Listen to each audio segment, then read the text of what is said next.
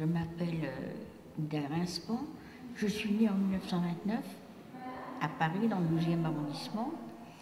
J'ai été arrêtée le 30 janvier 1944 par 3 gendarmes français à la campagne où j'étais. Je suis arrivée en Suisse le 13 février 1944.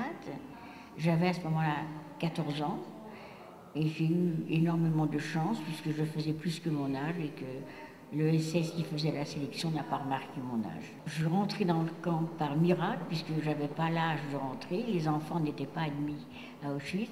Je suis restée 11 mois à Auschwitz, Birkenau-Auschwitz. Et ensuite, je suis partie. Nous avons été évacués le 18 janvier 1945.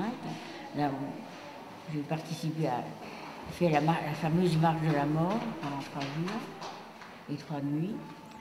Et ensuite, je suis restée 1 mois à Ravensbrück.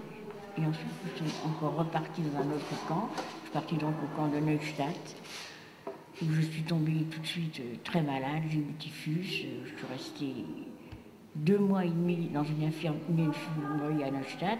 Mais c'était plus un camp d'extermination comme Auschwitz. C'était un camp de concentration qui n'avait pas de chambre à gaz. J'ai été déportée 16 mois, mais il m'a fallu 18 mois pour guérir. Et après, je suis revenue à Paris, j'avais presque 17 ans. J'ai retrouvé mon frère, puisque j'ai un frère qui n'a pas été déporté. Mais mes 2 parents sont morts à Auschwitz. On avait des camarades qui étaient partis à l'infirmerie, qui sentaient qu'elles ne reviendraient pas, qui nous disaient toujours « si vous revenez, il faudra leur dire ». Et elle ajoutait « on ne vous croira pas, mais il faudra leur dire ».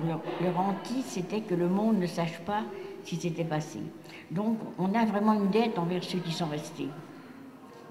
Donc, quand on m'a posé des questions, moi, personnellement, j'ai toujours répondu, je n'ai jamais refusé.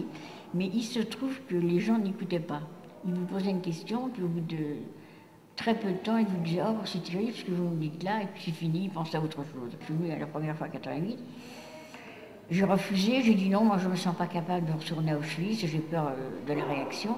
Et là, on m'a dit, c'est dommage, ça serait utile que tu viennes, parce que tu étais plus jeune que les jeunes qu'on emmène. On emmenait à l'époque des terminales, de la région parisienne, des élèves. Alors quand on m'a dit que ça serait utile, ça m'a quand même décidé, je me suis dit, je vais y aller. Et là, le choc a été très grand, hein. J'ai été très choquée par le premier retour. Ça faisait quand même, c'était 43 ans après la libération à Auschwitz, mais on m'a communiqué ce qu'avaient écrit les élèves dans l'avion. Effectivement, les élèves parlaient beaucoup des témoins, hein, des 2 témoins. Et je sentais que ça avait été important d'être présent. Alors quand j'ai vu que ça avait été utile à ce point-là, quand l'année d'après, on m'a redemandé d'y aller, j'ai accepté. En fait, ça fait presque 20 ans.